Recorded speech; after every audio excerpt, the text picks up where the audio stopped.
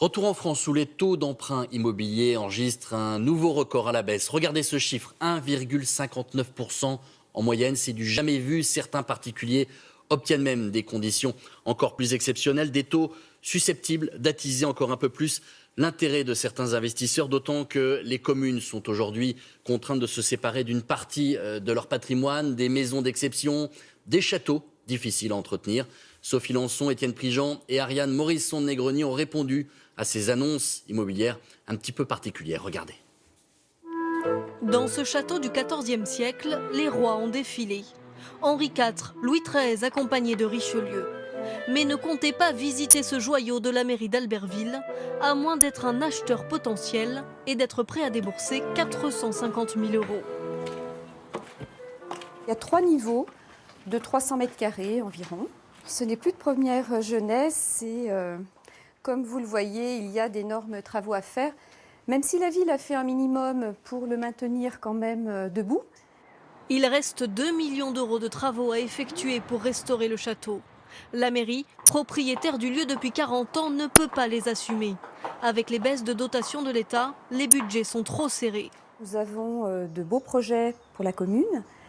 Il faut les financer et un moyen de les financer, c'est aussi la vente d'une partie du patrimoine de la commune. Des projets, notamment rénover d'autres bâtiments de cette cité médiévale. Mais depuis plusieurs mois, ce lieu ne trouve toujours pas preneur. À plus de 700 km de là, à La Rochelle aussi, la mairie cherche à vendre ses trésors. Comme ce château construit au XVIe siècle, où Louis XIII a également établi ses quartiers. Une bâtisse difficile à entretenir. Les carreaux cassés, aussi des choses obstruées, c'est vraiment... Pour nous, l'intérêt, c'est vraiment que ce château revive, que des personnes puissent s'en approcher, puisque tout était fermé, cette grille magnifique n'est pas accessible. Pour vendre ce château, la ville a sorti les grands moyens. Une équipe entière dédiée aux affaires immobilières s'est penchée sur le cas. Ça a marché, le lieu vient d'être acheté. Jean-Christophe Ross, marchand de biens, a payé 480 000 €, un investissement.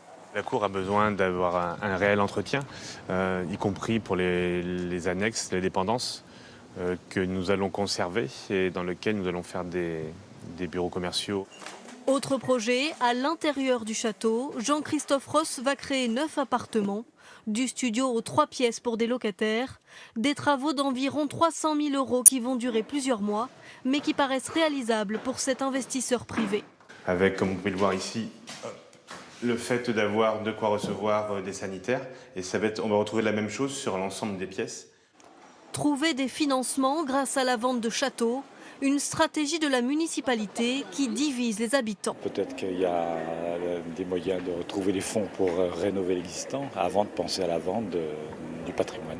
Si on peut apporter des fonds en vendant de vieux bâtiments, pourquoi pas? Le maire, lui, se justifie.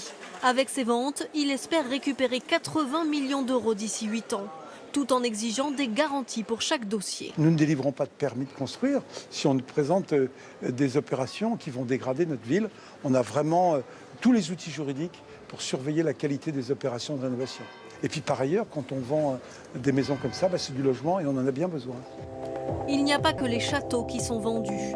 Ce couvent du XVIIe siècle devenu théâtre va bientôt se retrouver dans les annonces immobilières. Une chasse au trésor pour les villes qui doivent sacrifier certains bijoux pour en sauver d'autres.